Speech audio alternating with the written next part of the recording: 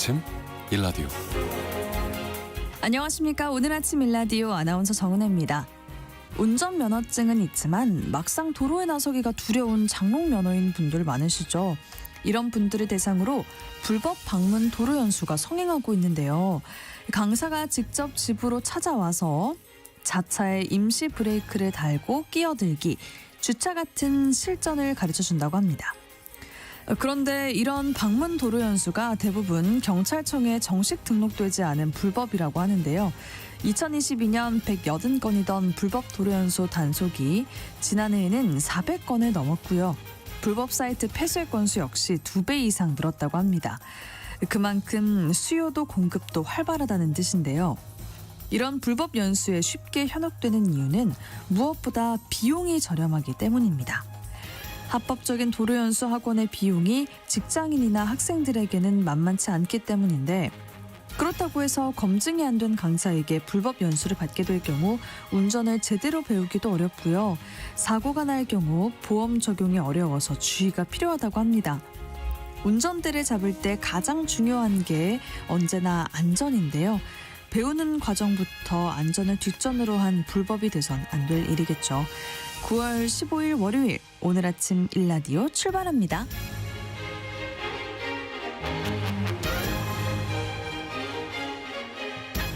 오늘 아침 일라디오 이 시간은 물론 KBS 일라디오의 모든 프로그램은 유튜브 KBS 일라디오 공식 채널이나 모바일 콩 어플리케이션을 통해서 실시간으로 함께하실 수 있습니다. 매주 월요일 이번 주 농작업 정보 시간 준비가 되어 있고요. 물건 탐구 생활 시간에는 세련된 취향을 보여주는 트렌드와 줄 이어폰에 대해서 이야기 나눠보도록 할게요. 오늘 아침 PB센터 시간에는 손실 없이 만기까지 유지할 수 있는 예적금 관리법에 대해서 살펴보겠습니다. 청취자 여러분들이 참여하실 수 있는 퀴즈 드릴게요. 사과 중에서도 이 햇사과 품종이 지금 제철을 맞았습니다. 올해 이상기후로 출하가 다소 늦어진 데다가 요즘 작황도 좋지 않은 편인데요. 그래도 이 시기에 먹을 수 있는 햇사과 출하 소식이 반갑습니다. 이 햇사과는 붉은 이슬이란 뜻을 가진 이름이고요. 순수 국산 품종입니다. 추석 때 선물로 많이 쓰이게 될 텐데 이 햇사과 품종의 이름 뭘까요? 붉은 이슬, 이름 참 예쁘죠. 또 맛도 있습니다. 자, 추첨을 통해서 농촌진흥청에서 제공하는 흑삼 세트를 한 분께, 향긋한 커피 드실 수 있는 모바일 커피 쿠폰 4분께 드리겠습니다. 방송에 참여하실 분들은요, 단문 50원, 장문 100원이 드는 유료 문자 샵 9730, 샵 9730으로 보내주세요. 유익한 정보와 살아있는 이야기가 있습니다. KBS 오늘 아침 일라디오.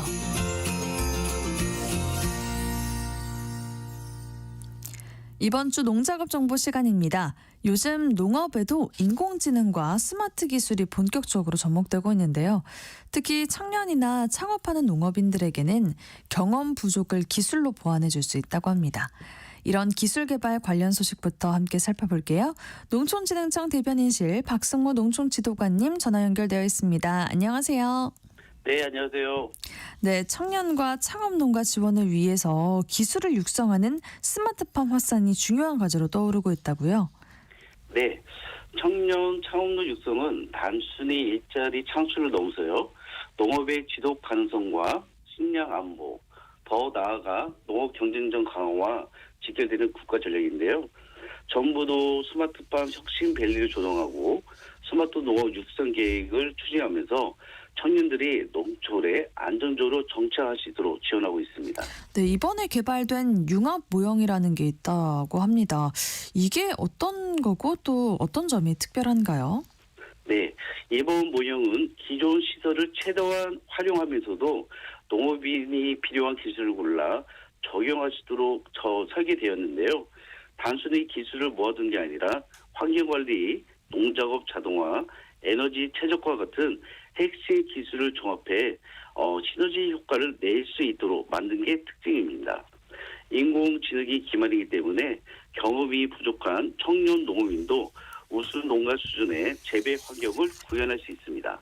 네, 구체적으로 어떤 기술들이 포함되어 있습니까? 네, 총 9개의 기술이 들어있는데요. 먼저 생산성 향상을 위한 환경관리진흥화에는 인공지능 기반 환경 제어, 작물 생육 자동 캐치, 육묘 냉방, 스마트 보통 기술이 포함됐습니다. 노동력 절감을 위해서는 상부 이동식 내무유 방제기와 병충해 실시간 애찰 진단 시스템을 넣었고요. 마지막으로 에너지 최적화를 위해 에어로게 보온 커튼, 부분 냉난방 시스템, 온실 에너지 모니터링 시스템이 적용됐습니다. 네, 첨단 기술이 총동원된 느낌인데요. 실제로 효과가 있었나요? 네, 전지석을 분석해 보니까요, 확실한 차이가 있었습니다. 일반 온실보다 6개 기술을 적용한 일반 옵션 온실은 생산력이 50% 늘었고요. 연간 순이익이 2.5배 증가했습니다. 또한 9개 기술을 모두 적용한 풀 옵션 온실은 생산력이 무려 83%, 순이익이 무려 3.5배 늘었는데요. 구축 비용은 3년에서 4년 안에 회수될 수 있을 것으로 기대하고 있습니다. 네, 앞으로 농가에는 어떻게 보급될 예정이죠? 네, 현재 시범 농가를 통해 효과를 검증하고 있습니다. 이후 중소규모 농가, 특히 청년 창업농을 중심으로 보급을 확대할 계획이고요. 또 관련 지원 사업과 연계해서 누구나 쉽게 융합 모형을 활용할 수 있도록 추진할 방침입니다. 네, 다른 소식도 살펴보겠습니다. 우리 식탁에서도 쉽게 만날 수 있는 그 녹두순에서 치주염 개선 효과를 확인을 했다고 합니다. 먼저 녹두순이 어떤 식재료인지 설명 부탁드려요. 네, 녹두순은 녹두가 싹을 틔운 어린잎을 말합니다. 항산화 염증 억제, 세포 보호 효과가 있는 플라보노이드 성분이 풍부한데요. 특히 누텐이라는 성분이 많이 들어있습니다. 메밀에도 누텐이 들어있는데요. 100g당 10에서 40mg 수준인 반면 녹두순에는 평균 38.2mg이 들어있어 기능성이 아주 뛰어난 편입니다. 네, 예로부터 약재로도 쓰였다면서요. 네, 맞습니다. 동의보감에서는 녹두의 약물이나 술, 금속, 독을 해독하고 갈증을 먹게 하고요. 소변을 잘 나오게 하고 또한 열로 인한 부종을 없앤다고 기록되어 있는데요. 전통적으로 건강에 좋은 식재료로 잘 알려져 있습니다. 네, 그럼 이번 연구에서는 그 잇몸 질환 치주염 개선 효과를 어떻게 확인을 했습니까? 네, 먼저 염증을 일으킨 잇몸세포에 녹두순 추출물을 처리했는데요. 염증성 물질이 감소됐습니다. 또한 세포 독성 실험에서도 안전하다는 걸 확인했고요. 동물 실험에서도 치주염이 심한 그룹에 녹두순 추출물을 여주 동안 먹였는데요. 치주골 손실이 회복되고 치주염 진행이 8.5% 줄었습니다. 염증 점수도 절반 이하도 나아져서 정상에 가까운 조직으로 회복되는 걸 볼 수 있었습니다. 그렇군요. 그러면 언제 수확한 녹두순이 가장 효과가 좋은가요? 네, 싹이 튼 지 10일 차에 플라보노이드 함량이 가장 많은데요. 기능 선물을 가장 효과적으로 얻으려면 이 시기가 적기라고 보시면 됩니다. 네, 식재료 하나에도 이렇게 다양한 가능성이 숨어 있네요. 자, 이번 주 농가에서 실천해야 할 핵심 농작업 정보 알아보도록 하겠습니다. 수확이 임박한 밭작물들이 있을 텐데 각별한 대비가 필요하다고요? 네, 땅콩의 수확 적기는 조수중은 9월 중순에서 하순, 망수중은 9월 하순에서 10월 상순인데요. 적기에 수확을 해 주셔야 합니다. 너무 일찍 수확을 하면 미숙한 꼬투리가 많아 수량과 품질이 떨어지고요. 너무 늦어지면 과하게 익은 꼬투리가 많아져서 떨어지는 꼬투리가 많아질 수 있으니 주의가 필요합니다. 그리고 수확은 반드시 첫 썰이 내리기 전에는 끝내셔야 합니다. 또 수수와 기장도 적기에 수확하셔서 뒷작물인 밀, 보리, 마늘, 양파 등의 파종이 늦어지지 않도록 해주셔야 합니다. 네, 딸기 재배 농가에서 준비해야 할 작업도 알려주시죠. 네, 딸기무의 아주 시기는 화분화가 완료되거나 가분기에 접어든 시점을 기준으로 9월 중순 이후에 심는 것을 권장하고 있습니다. 모주를 아주 심기 전에는 반드시 토양 손충 검사를 먼저 실시하셔야 하는데요. 이렇게 해야 식물 기생충 피해를 사전에 예방할 수 있습니다. 그리고 뿌리의 활적을 위해 관부가 접은 이상 묻히도록 해주시고요. 항상 젖어 있는 상태를 유지해 주셔야 활착이 잘 되니까 주의하셔야 합니다. 네, 이번 주 농작업 정보 여기까지 듣겠습니다. 농촌진흥청 대변인실 박승무 농촌지도관이었습니다. 고맙습니다. 네, 감사합니다.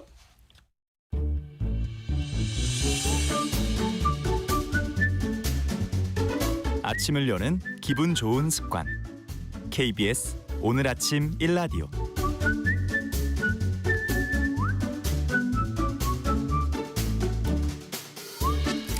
물건 속 이야기와 라이프 스타일, 그 사용 가치를 생각해보는 물건 탐구 생활 시간입니다. 오늘은 퍼포머티브 메일과 줄 이어폰에 대한 이야기 함께 나눠보도록 할게요. 박찬용 작가와 함께합니다. 안녕하세요. 안녕하세요. 네, 제가 소개는 했는데 이게 아주 생소한 말이거든요. 요즘에 이 퍼포머티브 메일이라는 말이 인기라고 하는데 이게 정확히 무슨 뜻인가요? 네, 영어를 직역하면 보여주기식 남성이라는 뜻입니다. 오, 예, 그럼 무엇을 보여준다는 걸지 궁금해질 수 있는데요. 자신의 세련된 취향을 보여준다는 뜻입니다. 그럼 세련된 취향은 어떻게 보여줄까요? 이를테면은 말 잘할 때, 그리고 내 취향을 보여줄 수 있는 종이책, 아니면 하늘하늘한 에코백, 이런 요소들이 있습니다. 네. 이런 요소들이 무엇을 의미하는지는 사람 따라 다르게 느낄 수 있겠지만은 여자들이 좋아하는 섬세한 남성, 이상적인 남성으로 느껴질 수 있나 봐요. 요즘에 그 애견남, 테토남 이런 이야기 있는데 그 중에서 애견남 말하자면 느낌인가요? 이제 약간 오. 세련된 애견남 같은 그런 느낌이겠죠.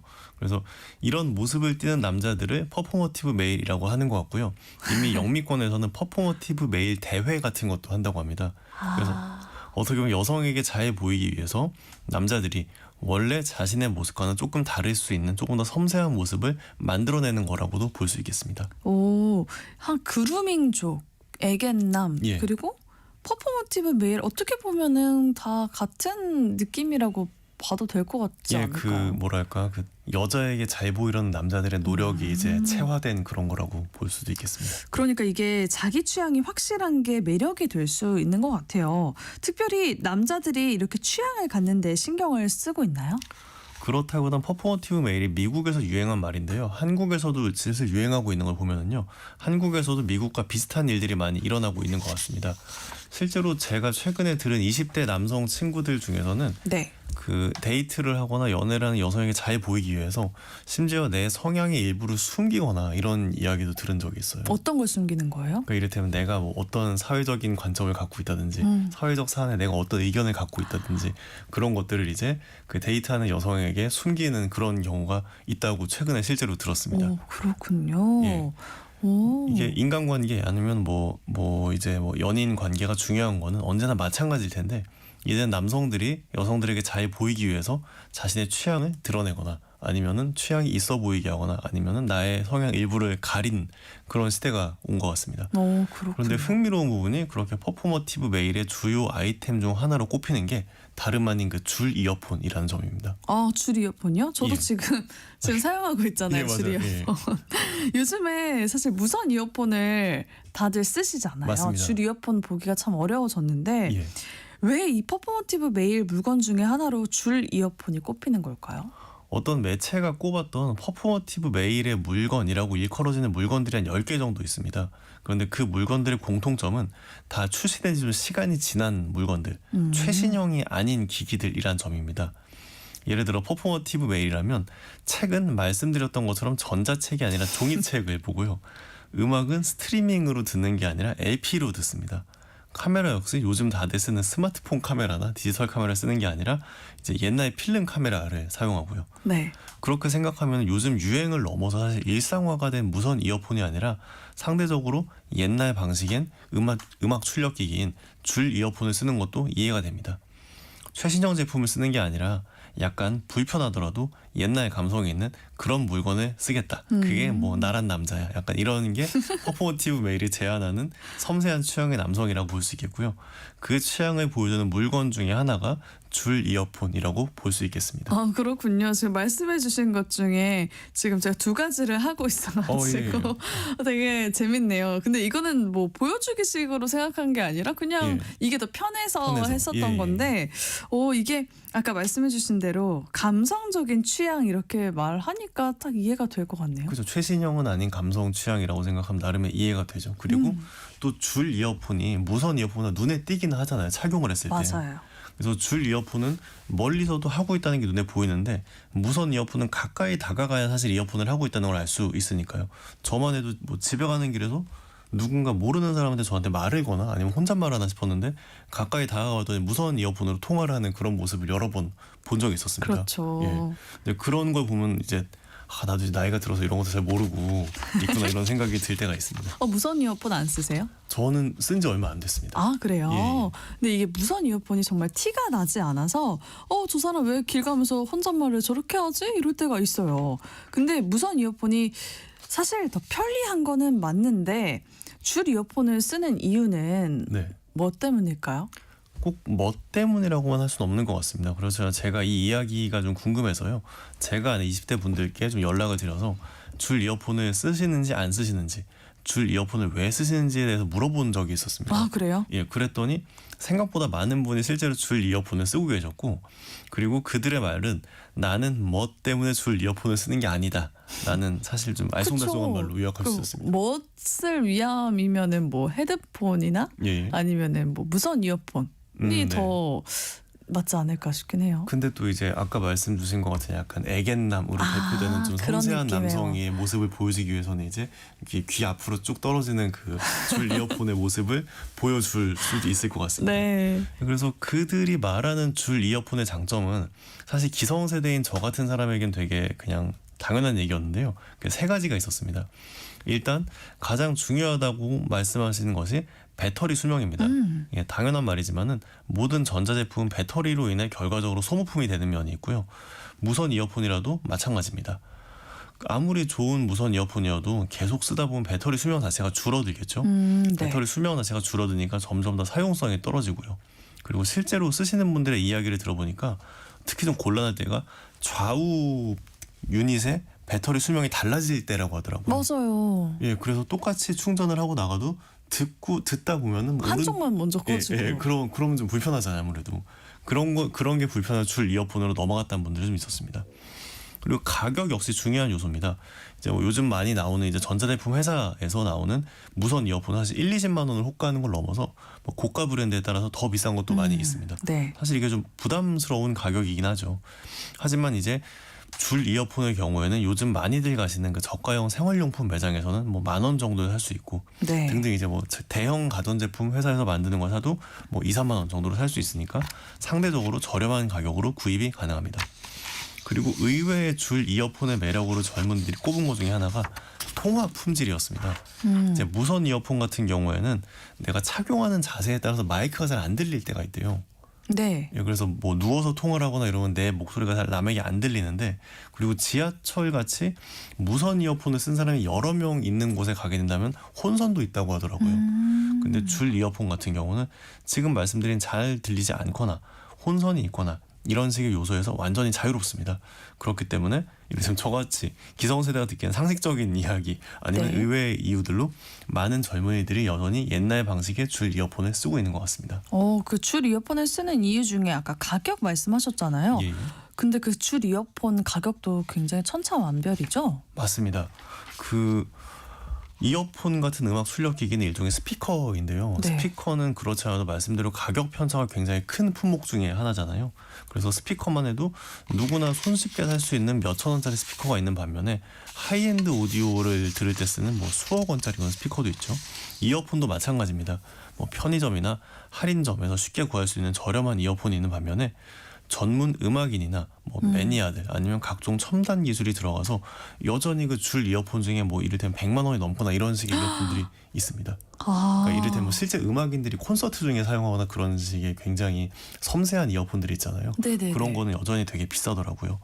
그 다른 헤드폰 같은 경우에는 예, 예. 굉장히 비싼 거를 봤는데 네네. 이어폰도 100만 원 넘는 것들이 있군요. 있더라고요. 그래서 이를테면 뭐 그 음악인들께서 이제 그 인이어로 끼고 계시는 그런 식 이어폰들이 있잖아요. 네. 그런 분들은 정말 전문적으로 이제 음악을 들으셔야 하니까 공연을 하고 하니까 그 작은 크기인데도 되게 값비싸고 섬세한 것들을 쓰신다고 와, 들었습니다. 그런 걸로 한번 노래 들어보고 싶네요. 그런 취미도 많이 있어가지고 그런 식의 취미를 많이 즐기시는 분들도 있고 요즘에 사실은 중국 하이파이가 요즘 되게 화두거든요. 네. 그래서 이를테면 유명 업체에서 100만 원에 파는데 그것과 비슷한 사양이 중국 업체에서 20만 원에 팔고 이런 경우도 있어요. 아, 그래요? 예, 그래서 이제 그런 것들을 또 찾아서 이제 듣는 또 가성비 매니아들도 있습니다. 네.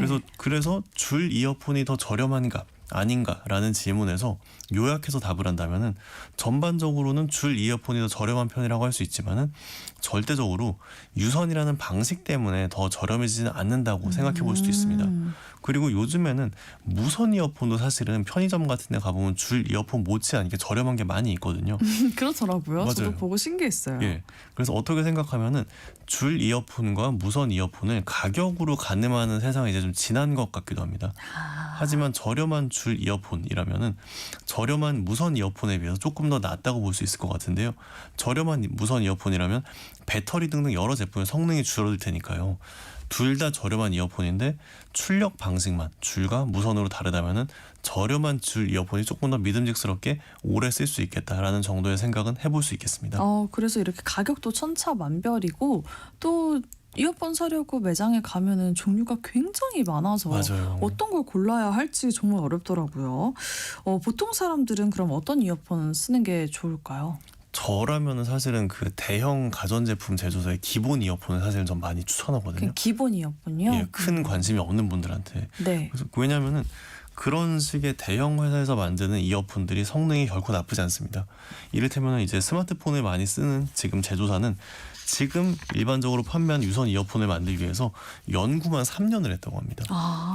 예, 그래서 이제 그 테스트용 제품을 만든 다음에 그 사람들에게 격렬한 운동을 시켜보기도 하고 머리를 막 상하좌우 사방으로 흔들어 보는 식으로 600명이 넘는 사람들에게 100회 이상의 테스트를 거쳤다고 해요.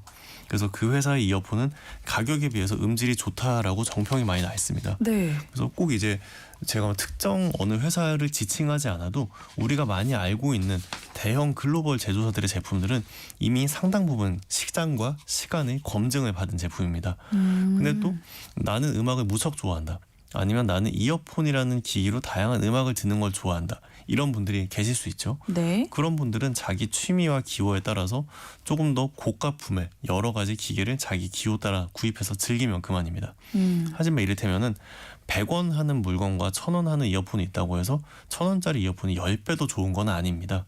그래서 현대사회 여러 가지 요소 중에서 제가 재밌어하는 부분은 기본적인 제품들의 품질이 굉장히 높아졌다는 사실입니다. 네. 큰 고민 없이 구매할 수 있는 기본적인 제품들은 사실 굉장히 여러 종류의 연구를 거쳐서 시장에서 검증을 많이 받은 물건들입니다. 이어폰도 마찬가지고요. 그래서 여기서 내가 유선 이어폰을 써보고 싶다, 뭘 써볼까 하는 분들은 평소에 그냥 유명 회사에서 나오는 기본 제품들을 쓰셔도 무방할 거라고 저는 생각합니다. 맞아요. 음질은 그렇게 크게 많이 차이가 없는 것 같다라는 맞습니다. 생각이 들어서 네. 저는 가장 중요하게 생각하는 요소가 저는 엉키는 거를 안 좋아해서 예. 잘 안 엉키는 이렇게 안 엉키는 줄이 있더라고요. 잘 안 엉키는 글이 따로 있나요? 네, 오. 얇은 그냥 줄보다는 예. 이렇게 좀 납작하고 넓은 이런 예. 줄이 잘 안 엉켜서 저는 예. 이런 이어폰을 더 좋아해요. 맞아요. 뭐 칼국수 이어폰 약간 이렇게 네, 칼국수 치면은, 이어폰처럼. 그렇게 나오는 네. 그래서 이렇게 여러 이유로 편리한 무선 이어폰 쓰는 사람은 많을 것 같은데요. 말씀하신 것처럼 배터리 소모가 가장 신경이 쓰이고요. 충전을 하지 못하고 나가는 날에는 음악도 들을 수 없는 거니까 맞아요. 그게 가장 신경이 쓰이고 그래서 무선 이어폰 배터리 오래 쓸 수 있는 방법이 없을까 항상 그런 생각을 하거든요. 맞습니다. 요즘에는 무선 이어폰도 사실 일상 제품이 된 것처럼 많이 쓰는데요. 무선 이어폰뿐 아니라 스마트폰, 전기차 등등 주변에 배터리를 구동되는 기회가 점점 많아지고 있습니다. 네. 그래서 좋은 배터리 사용법이 일종의 현대 사회 상식처럼 되고 있는데요. 무선 이어폰도 마찬가지입니다. 무선 이어폰을 오래 쓰는 방법이라고 한다면 아무래도 배터리 소모가 덜 가게 하거나 배터리에 무리가 덜 가는 방법을 생각해 보면 되겠습니다. 예를 들어 배터리가 너무 빨리 방전되거나 너무 빨리 충전시키면은 배터리에 무리가 가게 된다고 합니다. 그래서 50%에서 80% 정도의 수치가 남아 있을 때 계속 충전을 해가면 쓰는 편이 좋다고 합니다. 자동차 배터리도 완전 방전이 되면 수명 자체가 줄어들잖아요. 네. 무선 이어폰 배터리도 마찬가지로 완전 방전을 한번 하게 되면 그만큼 수명 자체가 줄게 됩니다. 그러니까 완전 방전이 되기 전에 미리미리 잘 충전시키는 게 좋겠습니다. 네, 저는 맨날 완전 방전된 다음에 충전을 해서 그렇게 수명이 짧았나 보군요. 앞으로는 조금 더 미리미리 잘 충전해 네. 주시면 좋을 것 같습니다. 명심하겠습니다. 예. 물건 탐구 생활 시간, 오늘은 퍼포먼티브 메일과 줄 이어폰에 대한 흥미로운 현상에 대해서 함께 이야기 나눠봤습니다. 박찬용 작가와 함께했습니다. 고맙습니다. 감사합니다.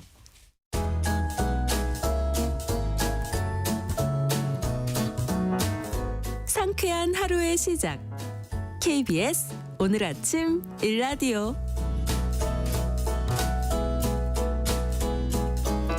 올해 예적금 중도 해지가 74조 원이라고 합니다. 예적금은 티끌모아 태산이라는 말처럼 한 푼, 두 푼 모아서 학비도 쓰고 이사나 결혼 자금으로 쓰고 그런 보통 사람들의 유일하거나 또 대표적인 재테크 상품인데요.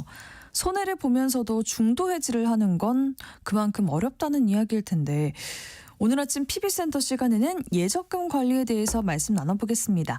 하나은행 서울인터내셔널 PB센터 박진석 부장님 나오셨습니다. 안녕하세요. 네, 안녕하세요. 네, 예나 지금이나 그 예적금은 재테크의 아주 기본적인 대표 상품인 것 같아요. 이게 어떤 상품인지 또 예금과 적금은 어떤 차이가 있는지 소개부터 해주세요. 네, 말씀대로 예금과 적금은 우리 국민에게 가장 친숙하고 기본적인 재테크 수단이죠. 예금은 이미 모아둔 목돈을 한 번에 맡겨두고 약속한 기간 동안 그대로 두는 겁니다. 한 번에 큰 금액을 예치하기 때문에 이자를 불리는 효과가 크고 특히 목돈을 잠시 보관하고 불리고 싶은 분들에게 매우 적합합니다. 반면 적금은 매달 월급을 조금씩 떼어 저금통에 넣는 것처럼 일정 기간 꾸준히 돈을 불입하는 거예요. 예컨대 매달 50만 원씩 3년 동안 적금을 부어서 1,800만 원이라는 목돈을 만드는 거죠. 즉 예금은 돈을 불리는 데 초점을 맞추고 네. 적금은 돈을 모으는 데 초점을 맞췄다고 생각하면 이해가 쉽습니다. 두 상품 모두 원금 손실 위험이 거의 없기 때문에 안정적이라는 공통점이 있지만 자금의 성격과 재테크 목표에 따라 어느 상품을 선택할지 결정하는 것이 중요합니다. 네. 제가 전에 1990년대 배경의 어떤 드라마를 보니까요. 네. 예금 금리가 18%라는 이야기 듣고 정말 놀랐거든요. 네네. 그때는 정말 예적금으로 집도 사고 결혼도 하고 그랬을 것 같은데 지금은 좀 많이 달라졌죠. 예금 금리 얼마나 되죠? 그때는 예금이 한 30년 전 이야기 같아요. 지금 네. 이자가 높은 거는. 근데 뭐 드라마에서 나온 거니까요. 말 그대로 예금 금리가 연 15 내지는 18%씩 하는 게 흔했던 시절도 있습니다. 네. 단순히 은행에 돈을 넣어두는 것만으로도 이자가 엄청나게 불어나서 이자만으로도 집도 사고 결혼도 할 수 있는 시대가 있었죠. 현재는 그만큼 금리가 당연히 높지 않고요. 네. 시중은행의 1년 만기 정기예금은 보통 2.4%대에 머물고 있습니다. 금리가 낮아진 이유는 우리나라 경제 성장이 예전보다 둔화가 됐고요. 물가를 안정시키기 위해서 세계적으로 저금리 정책을 유지하고 있기 때문입니다. 예전처럼 금리만으로 큰돈을 모으기는 어려운 환경이지만 경우에 따라 주식이나 부동산 같은 투자 상품의 리스크가 커지면서 예적금의 안정성이 다시금 주목을 받기도 합니다. 네. 언젠가부터 그 예적금이 티끌모아 티산이 아니라 티끌모아 티끌이다. 이러면서 좀 등한시되어 왔는데 예적금의 위상 요즘에 어떻게 달라지고 있습니까? 말씀드린 대로 금리가 낮아지면서 티끌모아 태산이 아니라 티끌모아 티끌이라는 말이 있죠. 그래도 예금과 적금이 재테크의 기본 중에 기본이라고 생각합니다. 실제로 최근에는 그 위상이 다시 높아지고 있는데요. 왜냐하면 주식이나 펀드 같은 다른 투자 상품은 시장 상황에 따라 원금 손실 위험이 크기 때문에 안정적인 자산 보존을 중요하게 생각하는 분들한테는 이러한 상품이 좀 유리합니다. 예적금은 투자 포트폴리오의 안전망 역할을 해내거든요. 그래서 위험이 큰 주식에 투자하기 전에 혹은 부동산 시장을 관망하며 대기하는 동안 잠시 돈을 넣어두는 피난처 역할을 할 수도 있는 거죠. 예적금을 통해 돈을 모으는 습관을 들이는 것은 재테크의 가장 중요한 첫걸음입니다. 네. 비록 수익률이 예전처럼 높진 않지만 꾸준히 돈을 모으는 습관을 들여야 나중에 다른 투자 기회가 왔을 때 그 돈을 활용할 수 있으니까요. 네, 그러면 다른 투자 수단과 비교를 했을 때 현재 기준으로 그 예적금의 장점은 뭘 꼽을 수 있을까요? 다른 투자 수단과 비교했을 때 현재 예적금이 가장 큰 장점은 세 가지로 요약할 수 있는데요. 첫째는 높은 안정성입니다. 주식이나 펀드는 시장 상황에 따라 가격이 급변해 원금 손실을 볼 수 있지만 예적금은 은행이 망하지 않는 한 원금을 그대로 돌려받습니다. 이는 투자자에게 심리적인 안정감을 제공하고요. 네. 둘째, 예측 가능한 수익률입니다. 가입할 때 약정한 금리가 만기까지 그대로 적용되니까 만기 때 얼마의 원금과 이자를 받을 수 있는지 계산할 수 있다는 거죠. 또 세 번째는 최근에 바뀌었는데요. 예금자 보호법에 의한 금융기관당 원리금 합계 1억 원까지 보호를 받을 수 있다는 점입니다. 이는 만약 은행이 파산하더라도 최소한의 자산을 지킬 수 있는 안전장치 역할을 합니다. 이렇게 예적금은 높은 수익률을 기대하기는 어렵지만 자산을 안정적으로 지키고 불릴 수 있는 가장 기본적인 수단이라는 점에서 큰 가치를 가집니다. 네, 그렇군요. 그럼 계약을 유지하면서 활용할 수 있는 방법이 없을까요? 그 예적금으로 좀 급전을 좀 뺏어 쓸 수 있지 않나 궁금해요. 네. 또 아나운서님 뭐 중간에 좀 쓰실 일이 좀 있으신가 봐요. 아, 저는 사실 예적금을 하고 있지 않습니다. 네. 방법이 있습니다. 급하게 돈이 필요하다고 해서 무조건 해지할 필요는 없고요. 예금 담보대출이라는 것을 활용하는 겁니다. 자기가 맡긴 예금이나 적금을 담보로 해서 그 돈에 최대 100%까지 대출을 받을 수 있는 상품인데요. 네. 예컨대 3%짜리 정기예금에 1천만 원을 넣어뒀는데 갑자기 500만 원이 필요하다면 이 예금을 담보로 대출을 받는 거죠. 그러면 원래 예금 이자는 그대로 받으면서 대출 이자만 내면 되니까 중도 해지하는 것보다 이익이 되는 경우가 많습니다. 대출 이자가 예금 이자보다 1에서 1.5 정도는 높기는 하지만 중도 해지 시 발생하는 이자 손실보다는 훨씬 유리하죠. 또한 예금담보대출은 신용점수 하락 없이 빠르게 돈을 빌릴 수 있고요. 경우에 네. 따라서는 마이너스 통장이라고 하죠. 한도를 만들어서 중간에 빼서 쓰고 입금하면 자동으로 상환되는 그런 통장을 만들어둘 수도 있습니다. 최근에는 모바일에서도 이런 조작이 가능하니까요. 오, 네. 너무 당황하지 말고 이런 제도를 이용하면 좋을 것 같습니다. 네, 그 예적금은 만기가 긴 것들도 있어서 처음 가입할 때부터 무리하지 말고 전략을 잘 세우면 좋을 것 같습니다.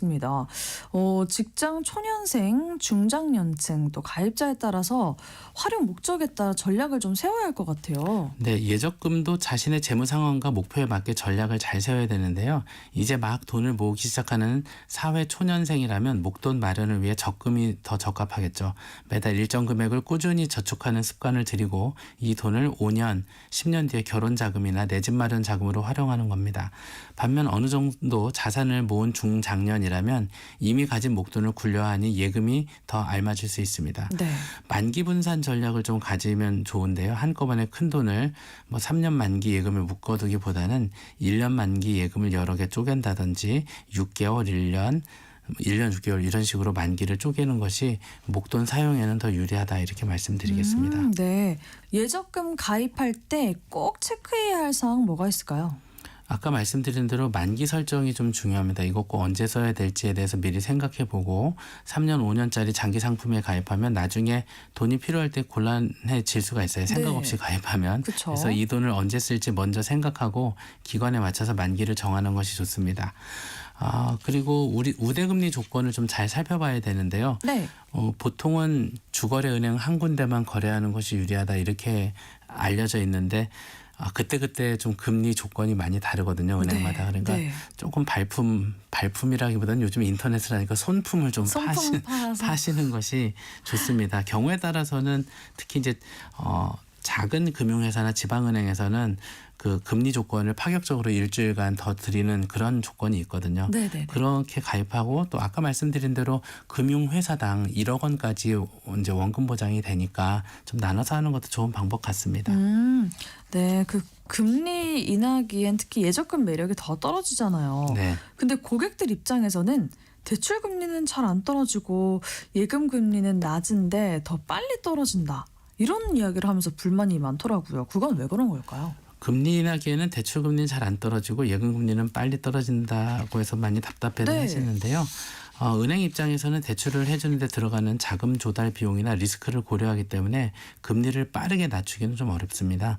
대신에 이제 변동금리 대출은 시장 금리 변화에 따라서 이자가 정기적으로 조정이 되니까 금리 인하기에는 변동금리 대출을 활용하는 것이 좀 좋다 이렇게 말씀드리고요. 저 예금금리도 시장 금리는 또 바로 반영이 되기 때문에 예금금리는 좀 더 빨리 내려가는 것처럼 느껴질 수가 있습니다. 네. 그 이자를 조금 더 받는다고 아까 말씀하신 대로 송품 파는 경우가 많잖아요. 네. 근데 우대금리라는 게 있던데 우대금리가 적용되는 대상은 누구고 또 얼마나 더 우대를 받을 수 있는지 궁금해요. 혹시 금리 인하권처럼 가입자가 우대금리를 요구할 수도 있을까요? 뭐 금리 인하권은 좀 이제 대출 받으신 분이 금리 좀 낮춰달라 이렇게 요구할 수 있는 권리인데 금리 인상권 같은 거는 사실 없습니다. 아, 네. 그런 건 없어요. 네. 대신에 해당 은행으로 급여를 받거나 신용카드를 사용하거나 특정 펀드나 청약 통장을 갖고 있으면 추가 금리를 주는 경우가 많아요. 모든 은행들이 아마 그런 조건을 고시하고 있을 겁니다.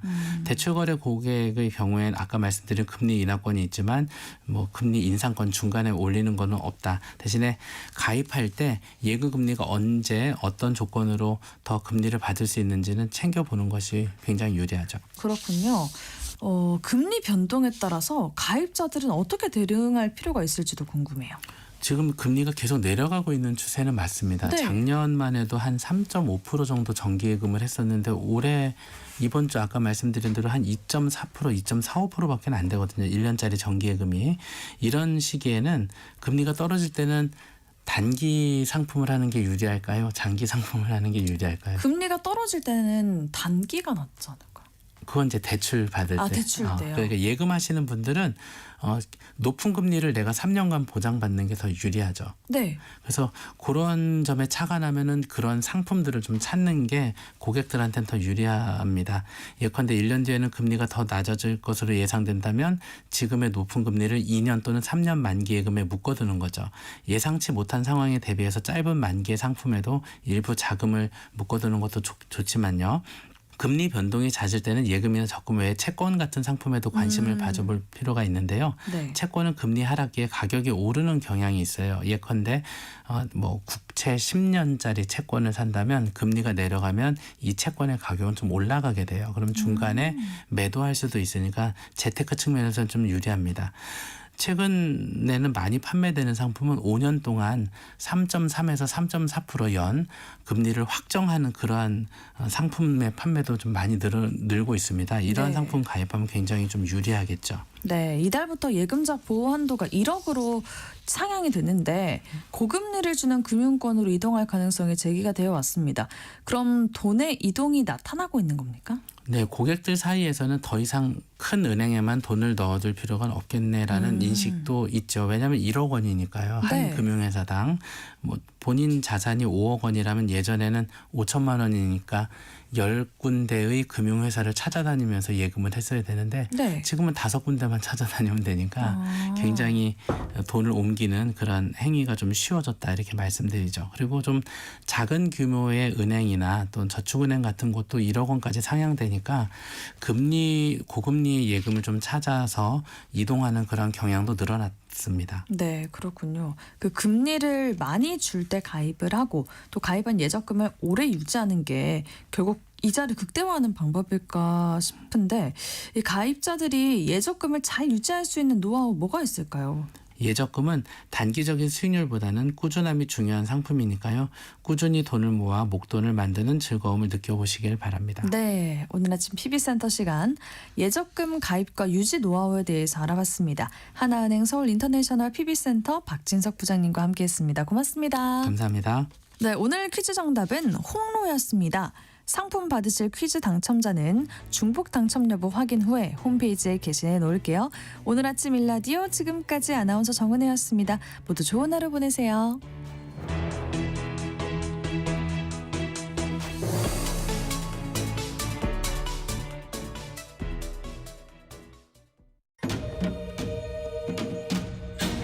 광복 80년 KBS 라디오 캠페인 밸류업 대한민국.